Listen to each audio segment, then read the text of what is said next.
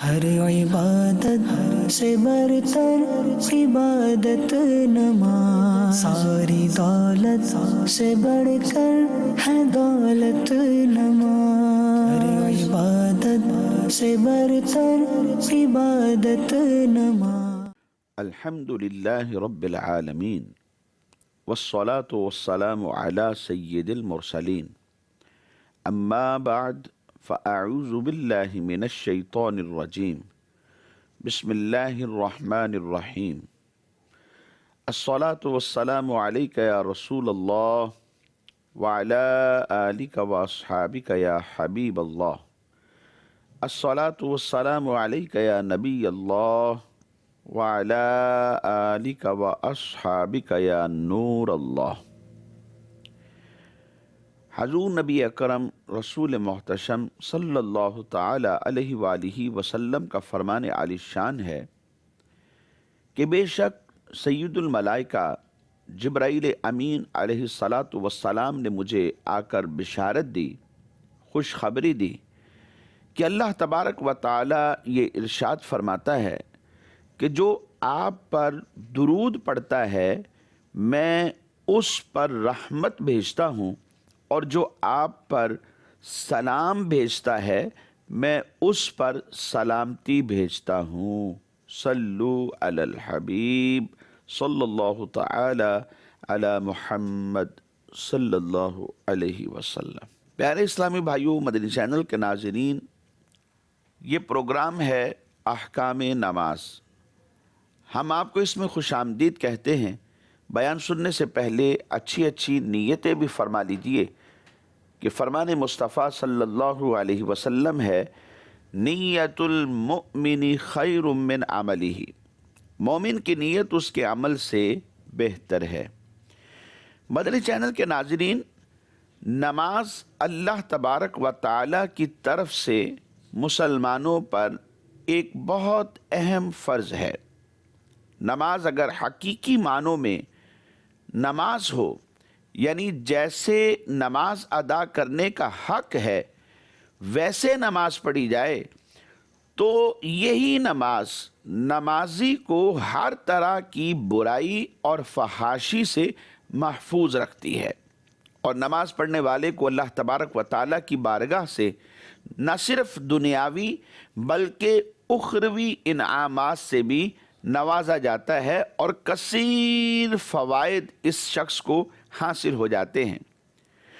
دنیاوی فوائد میں سے یہ بات کوئی کم نہیں ہے کہ نماز سے آدمی کو دل کا سکون اور اطمینان مل جاتا ہے۔ وہ سکون، وہ اطمینان کہ موجودہ دور کا انسان جس سکون اور اطمینان کا ایک حد درجے تک متلاشی نظر آتا ہے، تلاش کر رہا ہے، کاش کہ مجھے میرے دل کو سکون اور اطمینان مل جائے، لیکن حاصل نہیں کر پاتا۔ مال بھی آ جاتا ہے، جائیداد بھی آ جاتی ہے، اولاد بھی مل جاتی ہے، کثیر دنیا کے فوائد و ثمرات اس شخص کو حاصل ہو جاتے ہیں، لیکن دل کا سکون اور اطمینان یہ پھر بھی حاصل نہیں کر پاتا۔ اور اس کی وجہ کیا ہے؟ علماء فرماتے اس کی وجہ یہ ہے کہ یہ وہ سکون اور اطمینان الہی اسباب سے ہٹ کر تلاش کرنے کی کوشش کرتا ہے، یعنی فلموں میں، ڈراموں میں، دنیاوی لذات اور خواہشات میں یہ انسان اپنے دل کا سکون تلاش کرنے کی کوشش کر رہا ہوتا ہے، جبکہ وہ اس کو حاصل نہیں کر پا رہا ہوتا۔ اس کی وجہ یہی ہے کہ یہ الہی اسباب کے علاوہ اس سکون کو تلاش کر رہا ہے، جبکہ انسان کے خالق و مالک اللہ تبارک و تعالی کا حکم قرآن میں بالکل واضح طور پر موجود ہے۔ خالق کائنات ارشاد فرماتا ہے، الا بذکر اللہ تطمئن القلوب، یاد رکھو اللہ کے ذکر سے ہی دلوں کو تسلی حاصل ہوتی ہے۔ اور نماز یہ بھی اللہ تبارک و تعالیٰ کا ذکر ہے، اور ایک بہت اہم ذکر ہے جو رب کائنات نے مسلمانوں کو عطا کیا۔ سرکار دو عالم صلی اللہ علیہ وسلم آپ کو جب بھی کبھی کسی بھی گھبراہٹ کا سامنا ہوتا تو سرکار دو عالم صلی اللہ تعالیٰ علیہ وآلہ وسلم فوراً نماز کی طرف رجوع فرمایا کرتے تھے۔ اسی طرح ہمارے صحابہ کرام علیہم رضوان، تابعین، تبع تابعین، ہمارے اولیاء اللہ، ان تمام کا یہی انداز رہا ہے۔ جب بھی کبھی گھبراہٹ کا سامنا ہوا، جب بھی کوئی دلی بے چینی ہوئی، جب بھی کوئی پریشانی ان کے دروازے پہ آ گئی، تو فوری طور پر یہ نماز سے مدد مانگا کرتے تھے، نماز کی طرف رجوع کر لیا کرتے تھے، اور نماز کے ذریعے اللہ تبارک و تعالیٰ کا ذکر کر کے اپنے دلوں کو سکون اور اطمینان مہیا کرتے تھے۔ اور اخروی فوائد میں سے ایک بہت بڑا فائدہ قرآن میں اللہ تبارک و تعالیٰ نے ارشاد فرمایا، اولئک ھم الوارثون، یہی وارث ہیں جنت کے۔ کون؟ جو فلاح پانے والے ایمان والے ہیں۔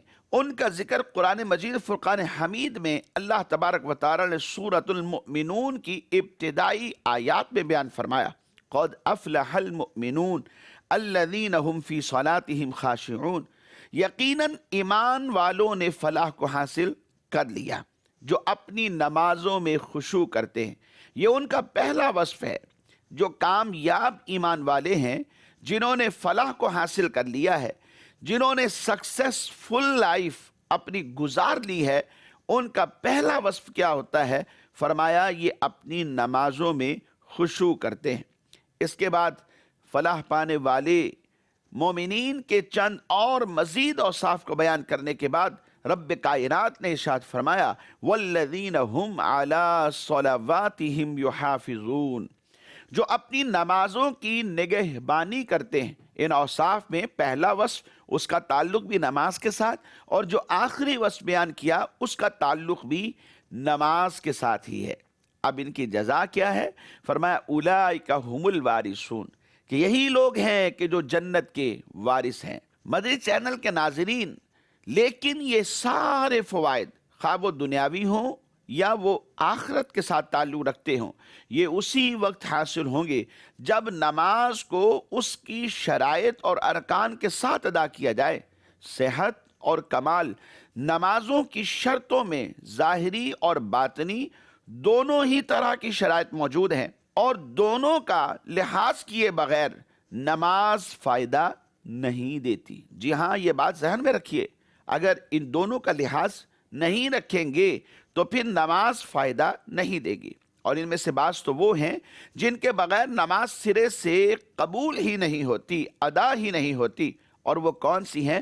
طہارت ہے، ستر عورت ہے، استقبال قبلہ ہے، وقت ہے، نیت ہے، اور تکبیر تحریمہ۔ یہ 6 شرائط ایسی ہیں، اگر ان 6 شرائط میں سے ایک بھی شرط رہ جاتی ہے تو پھر نماز نہیں ہوتی۔ اور باطنی شرائط میں سے اگر دیکھا جائے تو پہلی شرط اخلاص نظر آتی ہے، کہ انسان کے دل میں خلوص ہو، للہیت کے لیے، اللہ کی رضا کے لیے نماز پڑھ رہا ہے۔ اور دوسری بات، خشوع اور خضوع کا ہونا، یہ بھی انسان کی باطنی کیفیات سے چونکہ تعلق رکھتا ہے، تو اس لیے کہا کہ باطنی شرائط میں سے ایک تو اخلاص ہے، اور دوسری بات جو واضح طور پہ کتابوں میں پڑھی جا سکتی ہے وہ خشوع اور خضوع ہے۔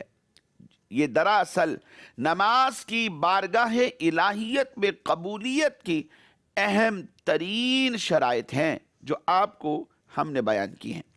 خشوع و خضوع کی جو ظاہری علامت ہے وہ تو تعدیل ارکان ہے، یعنی انسان تمام جو ارکان ہیں، رکوع اور سجود اور قومہ، تمام ارکان کو نہایت آہستگی اور شائستگی کے ساتھ، نہایت پیار اور محبت اور اطمینان کے ساتھ ادا کرے۔ کوئی جلدی نہ ہو، ایسی کیفیت نہ ہو کہ جو جلدی مچانے والی ہے۔ اور باطنی کیفیت یہ ہے کہ نماز اس طرح پڑھی جائے جیسے انسان اللہ کو دیکھ رہا ہے۔ اور اگر یہ کیفیت پیدا نہ ہو سکے تو کم سے کم، جی ہاں، کم سے کم یہ کیفیت تو پیدا کر لے کہ اللہ تبارک و تعالی جو میرا رب ہے، مالک ہے، خالق ہے، وہ تو مجھے دیکھ رہا ہے۔ اسی مفہوم کو اگر آپ دیکھنا چاہیں تو حدیث جبرائیل اس پر بالکل واضح طور پر دلیل موجود ہے۔ جب نبی کریم صلی اللہ علیہ وسلم کی خدمت مبارک میں حاضر ہو کر سید الملائکہ جبرائیل امین علیہ الصلوۃ والسلام نے چند سوالات کیے تھے کہ ایمان کیا ہے، اسلام کیا ہے، تیسرا سوال یہ تھا کہ احسان کیا ہے، اور اس کے جواب میں میرے حضور نبی علیہ السلام نے ارشاد فرمایا الاحسان ان تعبد اللہ کانک تراہ فإن لم تکن تراہ فإنہ یراک۔ احسان یہ ہے کہ تم اللہ کی عبادت اس انداز میں کرو کہ گویا تم خود خدا کو دیکھ رہے ہو، اور اگر یہ اسٹیمنا نہیں ہے فَإِن لَمْ تَكُنْ تَرَاهُ فَإِنَّهُ يَرَاكَ، تو کم سے کم یہ تو خیال کر سکتے ہو، یہ تو تصور کر سکتے ہو کہ میرا رب مجھے دیکھ رہا ہے۔ یقیناً رب ہمیں دیکھ رہا ہے، اور وہ حدیث مبارک بھی پیش نظر رکھنا بہت ضروری ہے کہ ایک بار ایک صحابی رضی اللہ تعالی عنہ نبی کریم صلی اللہ علیہ وسلم کی بارگاہ میں حاضر ہوئے، مسجد میں آ کر انہوں نے نماز ادا کی، حضور دیکھ رہے تھے۔ نماز پڑھنے کے بعد سرکار دو عالم صلی اللہ علیہ وسلم کی خدمت مبارکہ میں جب یہ آئے، سلام پیش کیا، تو میرے حضور نبی پاک صلی اللہ علیہ وسلم نے فرمایا کہ لوٹ جاؤ فصلی، اور پھر نماز پڑھو، فإنک لم تصلی، کیونکہ تم نے نماز نہیں پڑھی۔ یعنی جیسی نماز پڑھنے کا حق ہے تم نے ویسی نماز ادا نہیں کی۔ اسی طرح کم و بیش 3 مرتبہ ہوا تو صحابی رضی اللہ تعالی عنہ نے عرض کیا اللہ کے رسول، میں اس سے بہتر نماز نہیں پڑھ سکتا، یعنی میرا جتنا نالج ہے اس کے مطابق تو میں نے پڑھی ہے، اور اگر آپ چاہتے ہیں کہ میں اس سے بھی بہتر پڑھوں تو کیسے، یعنی آپ مجھے تعلیم فرمائیے، سکھا دیجئے۔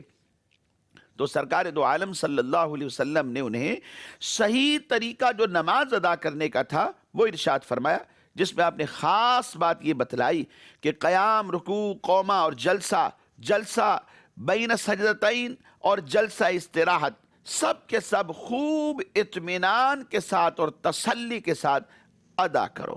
لیکن افسوس کہ فی زمانہ مسلمانوں کی اکثریت گویا نماز میں کبوتر کے دانے چگنے کی طرح اٹھک بیٹھک کرتی ہوئی نظر آتی، جلدی مچا دیتے ہیں، اور شیطان اپنے وار جاری رکھتا ہے، اور انسان اپنے دنیاوی کاموں میں نماز میں بھی مشغول رہتا ہے، اور اپنے کاموں کو یاد کر کر کے نماز کو اتنی جلدی ادا کرتا ہے تو خود نماز کی روحانیت بھی نہیں پا سکتا۔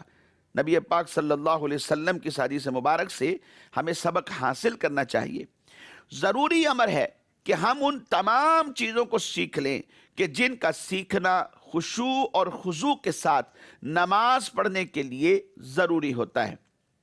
اللہ کریم ہم سب کو صحیح طریقے سے نماز ادا کرنے کی توفیق نصیب فرمائے۔ مدنی چینل کے ناظرین، آئیے اب احکام سیکھنے کا سلسلہ شروع کرتے ہیں۔ گزشتہ سلسلے میں ہم بات کر رہے تھے مکروہات صلاۃ کے بارے میں، یعنی وہ چیزیں کہ جن کا نماز میں کرنا یہ مکروہ ہوتا ہے۔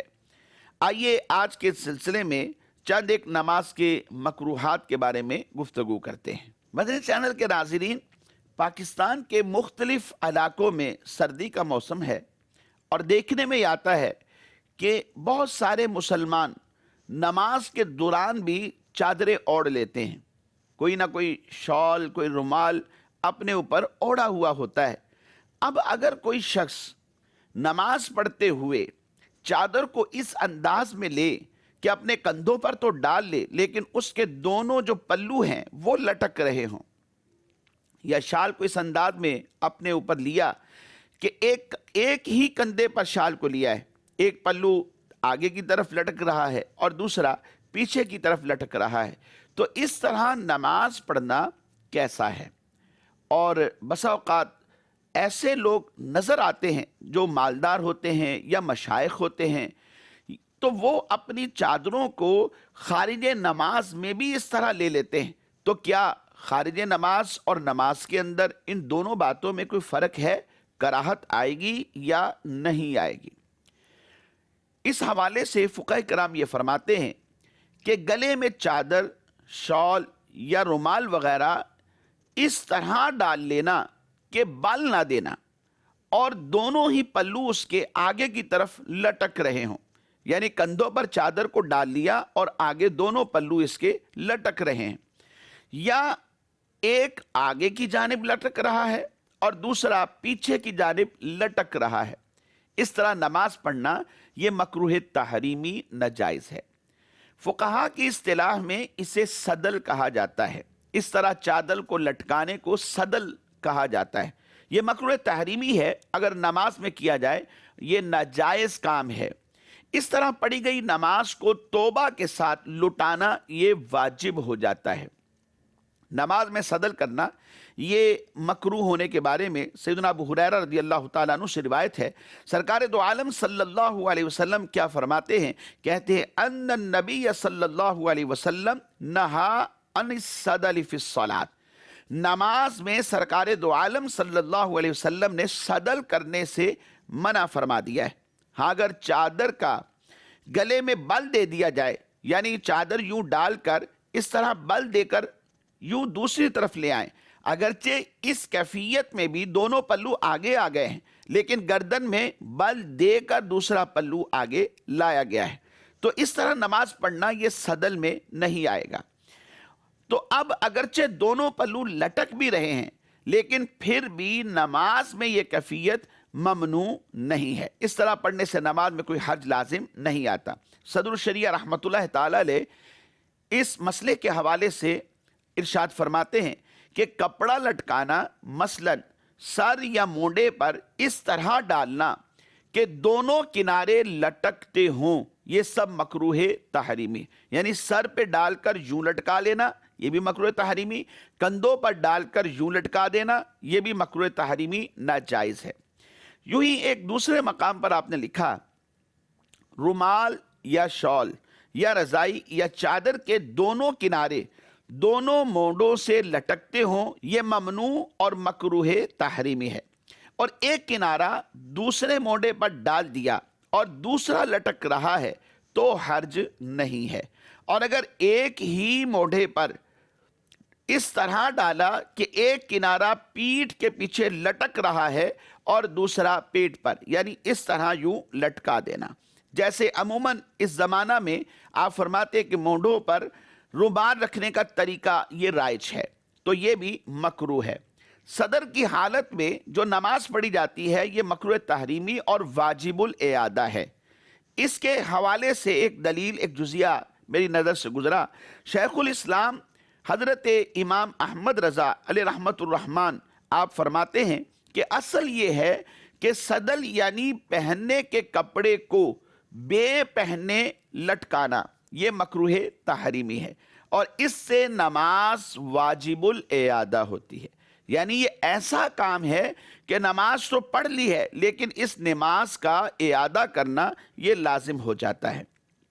اور یہ بات بھی ذہن میں رہے کہ صدل نماز میں مکروہ تحریمی اور ناجائز ہے، اور اگر یہ نماز کے علاوہ ہو تو بلا کراہت یہ جائز ہوتا ہے، جیسا کہ بعض علماء، مشائخ یا بعض اور دیگر اہل ثروت حضرات بھی بسا اوقات یوں چادر ڈال لیتے ہیں، اور یا پھر بعض لوگوں کو اس طرح بھی دیکھا گیا ہے کہ ایک ہی مونڈے پر چادر ہوتی ہے، آگے اور پیچھے کی طرف لٹک رہی ہوتی ہے، دوسرے مونڈے یعنی دوسرے شولڈر یا دوسرے کندھے کی طرف یہ چادر نہیں لے کر آتے، تو یہ نماز کے علاوہ چونکہ صدل ہے تو نماز کے علاوہ جو صدل کیا جاتا ہے یہ مکروہ نہیں ہے۔ اسی طرح ایک مسئلہ مکروہات صلاۃ کے حوالے سے کتابوں میں اور بھی موجود ہے، اور وہ یہ ہے کہ نماز میں جوڑا بنانا یہ مکروہ تحریمی، ناجائز اور گناہ ہے۔ آیا کہ یہ حکم مردوں کے لیے ہے یا عورتوں کے لیے ہے؟ فقہاء کرام اس حوالے سے ارشاد فرماتے ہیں کہ عورت کا سر پر جوڑا بنانا یہ بالکل جائز ہے، اس میں کوئی کسی قسم کا حرج نہیں ہے، اور اس حالت میں جس عورت نے نماز پڑھی اس کی نماز جائز ہے، بلا کراہت نماز ہو جاتی ہے۔ البتہ مردوں کو حالت نماز کے اندر اپنے سر کے اوپر جوڑا بنانا یہ ممنوع ہے، ناجائز ہے، مکروہ تحریمی ہے۔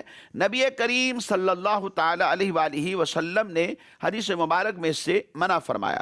حضرت ابو رافع رضی اللہ تعالیٰ عنہ سے حدیث روایت ہے، نہى النبی صلی اللہ علیہ وسلم ان یصلی الرجل ورأسہ معکوس، نبی کریم صلی اللہ تعالیٰ علیہ وآلہ وسلم نے مرد کو اس حال میں نماز پڑھنے سے منع فرمایا کہ اس نے سر کے بالوں کا جوڑا بنایا ہوا ہو، اور یہ جو نہیں ہے یہ مردوں کے ساتھ خاص ہے، عورتیں اس میں داخل نہیں، جیسا کہ فقہاء کرام اپنی کتابوں میں لکھتے ہیں وَالنَّهْيُ خَاصٌ بِالرِّجَالِ دون المرآتی، اور سید اعلیٰ حضرت رحمۃ اللہ تعالیٰ علیہ نے اس حوالے سے ارشاد فرمایا کہ جوڑا باندھنے کی کراہت مرد کے لیے ضرور ہے، حدیث میں صاف نہی رجل کا ذکر ہے۔ عورت کے بال عورت ہے، پریشان ہوں گے تو انکشاف کا خوف ہے، اور چوٹی کھولنے کا اسے غسل میں بھی حکم نہ ہوا کہ نماز میں کف شعر گندی چوٹی میں ہے،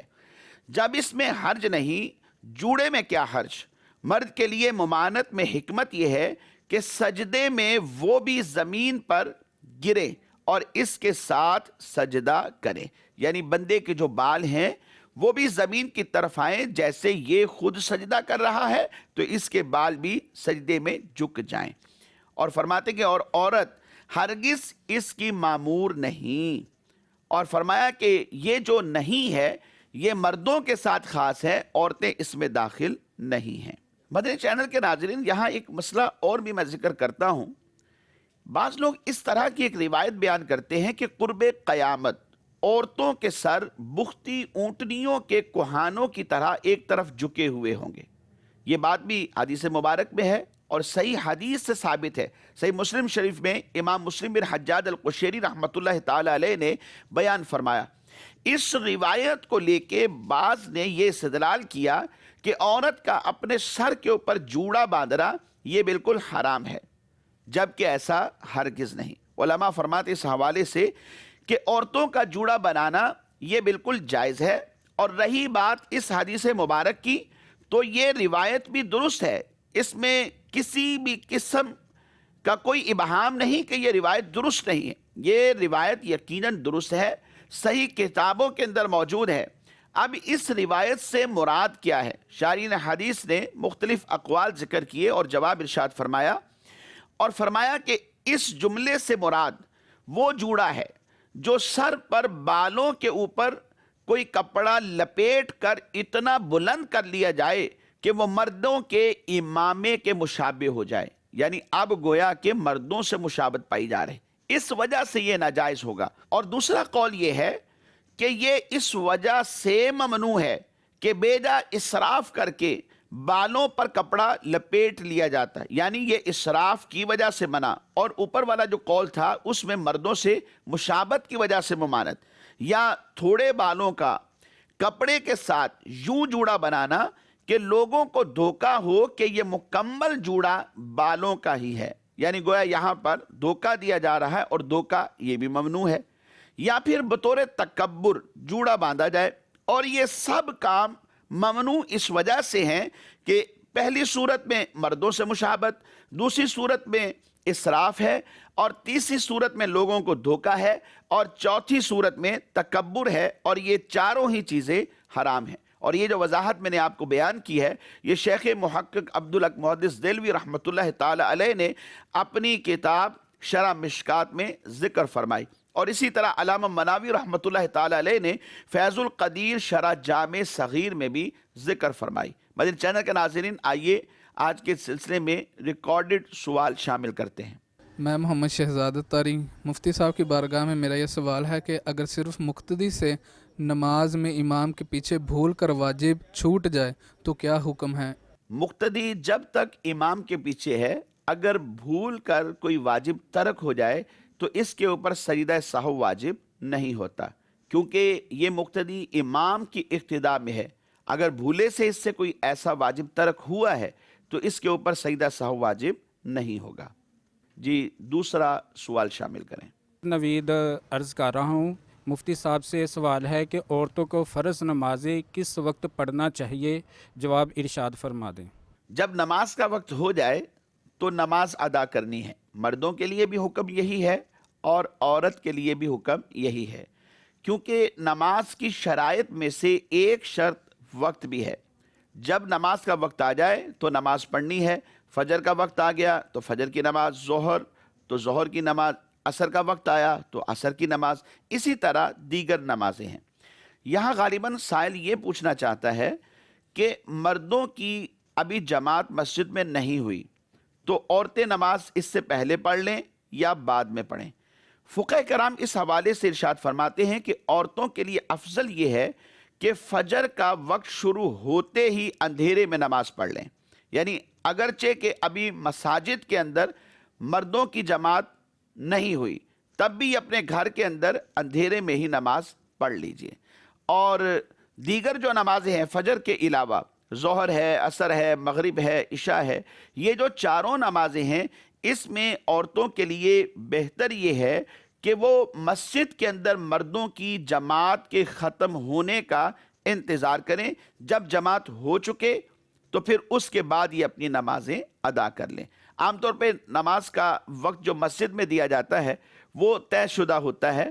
گھروں میں نمازیوں کو پتہ ہوتا ہے، جو نمازی نماز پڑھنے جاتے ہیں ان کو بھی علم ہوتا ہے، تو اسی وساطت سے خواتین کو بھی پتہ چل جاتا ہے یا پوچھ کر بھی پتہ چل سکتا ہے.